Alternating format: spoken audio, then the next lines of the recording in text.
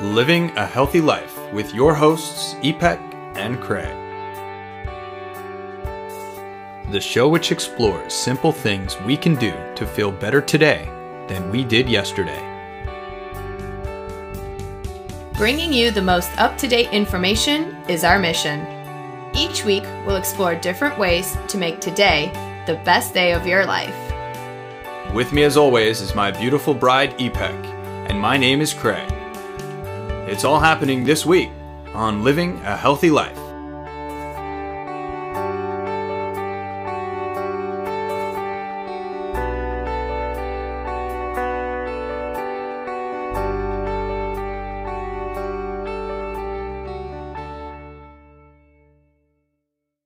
Welcome to another episode of Living a Healthy Life. As usual, my name is Craig. And I'm Ipek. And we are pumped up about another topic today that we are so passionate about. Ipek, tell our audience what we're talking about today. Today, we're going to be talking about GMOs. It stands for genetically modified organisms. And we are, like Craig said, pumped up and ready to share lots of great information with you. That's right. This is a topic that really comes down to the core for Ipek and I. It was the catalyst for a lot of the decisions that we made and have continued to make over the last several years. And we're going to share with you an awful lot about GMOs and genetically modified organisms. So grab a pen and paper. Today we're going to go through 9 different crops that are genetically modified. We're going to talk about how they're modified, how they impact the human body, why we modify them in the first place, what to look for on labels and ingredients, and so much more. But first, we thought that we would share with you why this is really epidemic, particularly here in the United States, right? Since 96, 96 is another statistic that we're going to get to in just a moment. However, it's 2016 when we're recording this, and we've been genetically modifying our food here in the United States since 1996. That's right. 20 years. 20 years we've been genetically modifying our food.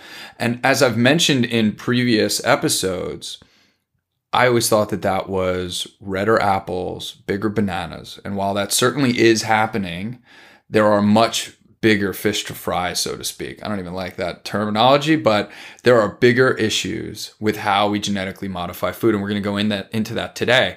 I think another thing that's relative is, what are the chances? Talk to me about walking into a grocery store, right? You're going to get groceries. What are the chances that you're going to pick up a food that either is genetically modified or has a genetically modified ingredient in it? Well, I got to tell you, the chances are certainly high. It's about 75% chance of picking up a genetically modified food at your local supermarket. That's about 7 out of 10 products in our stores that are genetically modified. It's astonishing. Astonishing, right? So now that you realize quite how epidemic this really is, 75% of the foods that we buy in the supermarket either are genetically modified or have a genetically modified ingredient. Let's jump right into it. What are the crops that are genetically modified? Okay, all right. So currently in the US, there are 9 genetically modified food crops. The first one is soy. 96% of our soy is genetically modified. Number 2, corn. 88% of corn is genetically modified. Now, I want to point out this does not include popcorn or most corn on the cob. Number 3, cottonseed oil, and specifically for oil. Number 4, canola for oil. Number 5, sugar beets for sugar. Number 6, papaya, specifically Hawaiian and Chinese papaya. Number 7, green zucchini. Number 8, yellow squash. And last, alfalfa for hay. And then there's a couple of others that you need to be concerned about, or just really aware that they either are on the market or are in the market in very small ways. And that is GMO potatoes and apples. Right? Both of those have been introduced, but I think have been having trouble actually getting to the market. So the main 9 that we want you to be concerned with: soy and corn, by all means. And we're going to talk about the ingredients later on in this show. Cottonseed oil, canola, sugar beets, papaya, green zucchini, yellow squash, and alfalfa. So let's jump right into how we modify our food, right? How are genetically modified organisms created? And basically you have two main varieties. The first is herbicide tolerant crops, and the second is pesticide producing crops.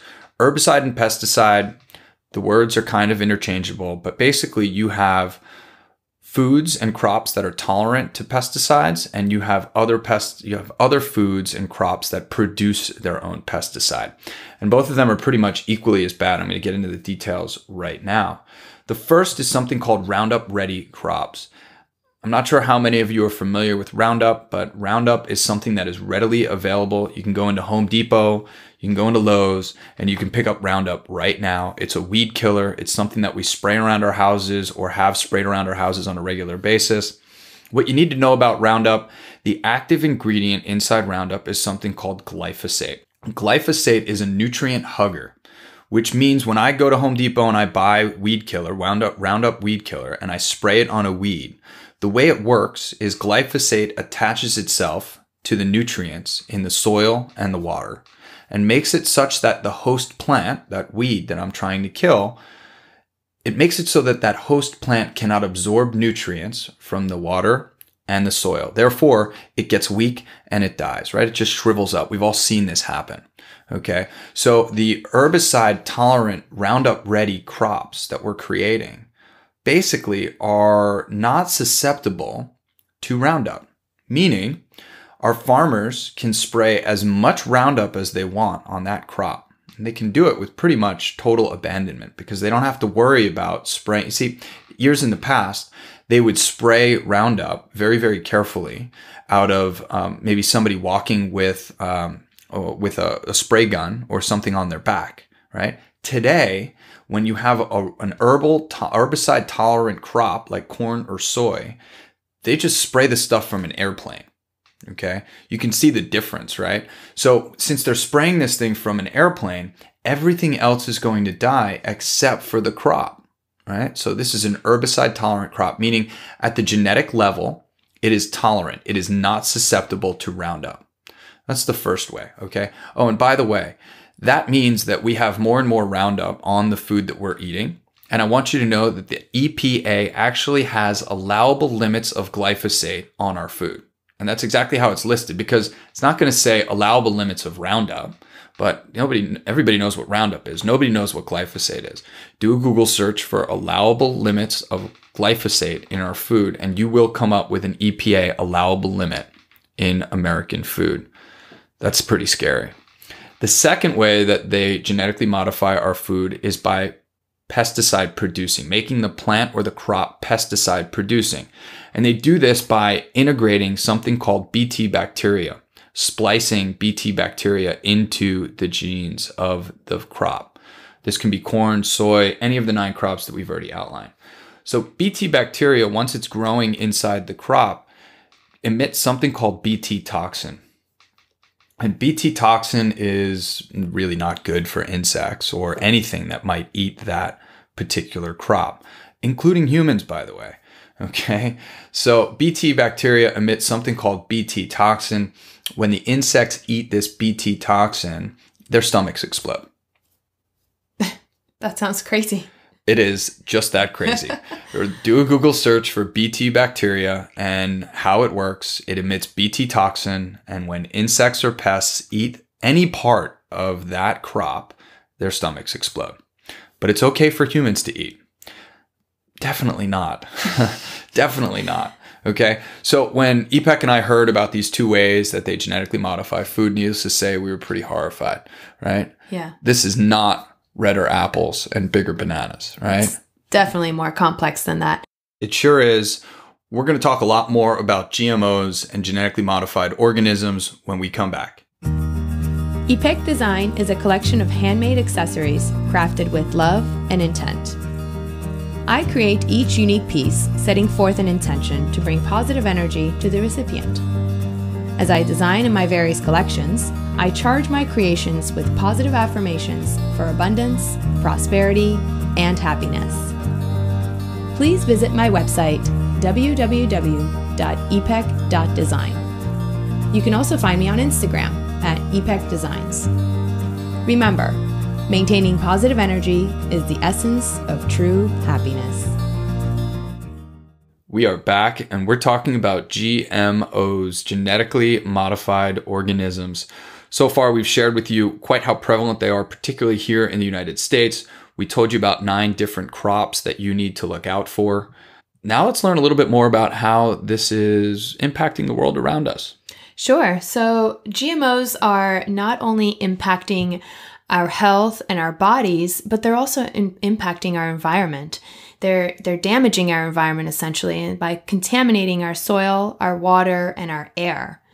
GMOs crops are also responsible for the emergence of these superweeds and superbugs, which can only be killed by even more toxic poisons like 2,4-D, which is a major ingredient in Agent Orange. All right, so what is a superweed and what is a superbug, right? So as I shared with you in our previous segment, there's 2 main ways that they genetically modify these foods and these crops, right? Herbicide tolerant crops and pesticide producing crops.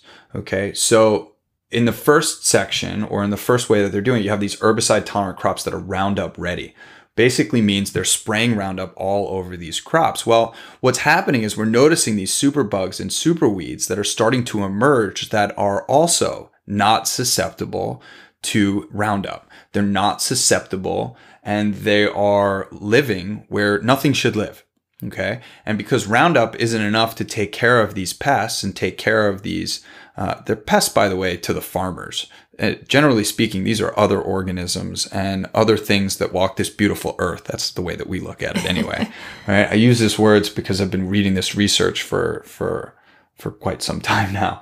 But these superweeds and superbugs are no longer susceptible to Roundup, which means they need to come out with more powerful pesticides and herbicides. And that's where 2,4-D comes into the market. And I'm not sure exactly the time frame, but sometime over the last 2 years, there were new patents for new pesticides that have been submitted for FDA approval to be used on our food. And 2,4-D, that's 2,4-D, is one of those new pesticides to take care of these superweeds and superbugs.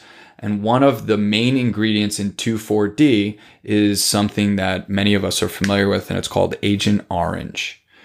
Yeah, that's right. I mean, it sounds like now we're creating a new problem. And, the funny part is that it comes full circle. GMOs are developed and sold by the world's biggest chemical companies. So, and long-term impacts of GMOs are still unknown. I think it's no coincidence, right? That the company that created Agent Orange and used that in, I'm not sure exactly which wars we used Agent Orange in, the same company that brought us Agent Orange is now trying to slightly alter Agent Orange and now use it on our food. These are major issues. I think this all feeds into why we genetically modify our food in the first place and why farmers and people in agriculture want to modify our food. And the number one reason is for an increased yield. Increased yield basically means that they're going to get more crops per acre. And just to give you some ideas of what we're talking about here, and in the agricultural world, you talk about the bushel. How big is a bushel? I couldn't exactly tell you, but farmers measure their yield in the bushel. Okay, so for a typical corn yield on an acre of farmland, you're going to get between 60 and 80 bushels of corn. If you plant, that's in organic or non-GMO corn. If you plant genetically modified corn, that yield increases to 160 to 180 bushels per acre. Those numbers came from another documentary that we watched called King Corn, which I highly recommend. It sounds like this all boils down to dollars. It really does. It really does. Let's talk a little bit about how it impacts our bodies and why this is such a big issue for our bodies, right? Obviously, you've heard about how they genetically modify, and you might be able to guess why this is bad, but let's talk about it on a biological level. So each one of us has something. We have an immune system. Our immune system is designed to protect us. Basically, to boil it down, your immune system searches your body for foreign objects, right? It searches the body for entities that aren't normally found inside your body, right? So what we're doing with genetically modified food is we're introducing new organisms that are not part of the evolutionary process. They don't exist in nature. It's supposed to be food, right? A kernel of corn is supposed to be a kernel of corn, but instead we've genetically altered it. And the body, when it recognizes this, it says, I've never seen this before. I don't recognize the genetic composition of this. Therefore, I think it's a foreign body, and they start to attack it. And our immune system, when it doesn't recognize it and identifies it as a foreign body, it basically creates an inflammatory reaction and attacks that foreign body. So this can be at the base of many different diseases that all have an inflammatory response at their core. You can do research. If you're currently working or fighting off any of these major diseases, then you're going to know inflammation is a trigger, and genetically modified food is another way that you could be triggering an inflammatory reaction within your body, right? Yeah, that's right. If all of this makes sense to you and you go, hey, I want to avoid genetically modified food, what I think is even more scary is you start to dig into, and that's the ingredient list, right? Yeah. What we really didn't understand when we were watching Genetic Roulette for the first time was quite how prevalent these foods are. You might say, well, I don't eat corn, right? Yeah. Well, let's talk about that for a little while. Yeah, the list is pretty extensive. I'm going to highlight some of these byproducts, and like Craig said, these are some of the byproducts to look for on food labels, and they include canola oil, corn flour, cornmeal, corn oil, corn sugar, corn syrup, corn starch, cottonseed oil, dextrin, dextrose, glucose, high fructose corn syrup, maltodextrin, soy flour, soy lecithin, soy milk, soy oil, soy protein, soy sauce, and then sugar, unless it specifies it as cane sugar specifically, tamari, tofu, vegetable fat, and vegetable oil. Oh man. Okay. The list goes on. Yeah, let's just talk about some of the main ones, okay? Because Ipek and I have been reading labels now for the past, 3, 4, 5 years, okay? So we know to look out for these things. I can tell you a few. Look, there's red flags all over this list, right? But some of the big ones, high fructose corn syrup, obviously that's in many of our sodas. It's a sweetener. Soy lecithin. Soy lecithin is an emulsifier. It's used to mix ingredients together. You'll find it a lot in chocolate. Okay, so as you're eating your Milky Way or your Snickers bar, you're going to see soy lecithin as an ingredient. If it doesn't say it's organic, and oftentimes there will be an asterisk if it is organic, and it will say maltodextrin asterisk from an organic source. Okay, those are some of the big ones that you need to look out for. Corn starch, corn syrup, corn oil, cornmeal, corn flour. If you see any of these ingredients and it does not say that it's organic, it's 88%, particularly with corn, it's 88% chance that it is from genetically modified corn, as we've specified before. That is so major, okay? What you're going to start to notice is that there's a cumulative effect of GMOs in our meat, in our vegetable, in our sodas, in our soft drinks. And processed foods too. Processed foods, right? 75% of the food that you find in a supermarket probably has a genetically modified ingredient. And these are the ingredients that you need to look out for. Let's talk about some of the labeling of GMOs and the current status around the world. So most developed nations do not consider GMOs to be safe. In fact, 64 countries around the world, including Australia, Japan, and all of the countries in the European nation, restrict or outright ban the production and sale of GMOs. However, in the US and Canada, GMOs are approved without labeling. In the absence of labeling laws, there are two things you can look for on the food that you buy. Number one is the USDA certified organic seal. This seal represents 95% of that product is not genetically modified. The second thing you can look for, and in our opinion, it's the better option of the two, is the non-GMO project verified stamped. This means that the product is 99.1% non-GMO. You can see the difference. So USDA certified organic seal, 95%, non-GMO project verified stamp, 99.1%. You can look for both or just one of these seals to know you have mostly a non-GMO product. The non-GMO project has a wonderful website and also an app. I would highly recommend checking those two out. There's lots of great information on there about lists of foods and ingredients that we've already discussed today. We love non-GMO project verified. Many of you might be asking, what can you do? And we want to introduce you to a lifestyle site that was also created by Non-GMO Project, and it is www.livingnongmo.org. livingnongmo.org. On this site, you'll find all sorts of amazing information, including info on what's happening at a local, state, and federal level. And these are issues that you can get involved in, conversations that you can begin or continue to have or participate in your neighborhood by getting involved with probably neighbors that are already talking and having this conversation.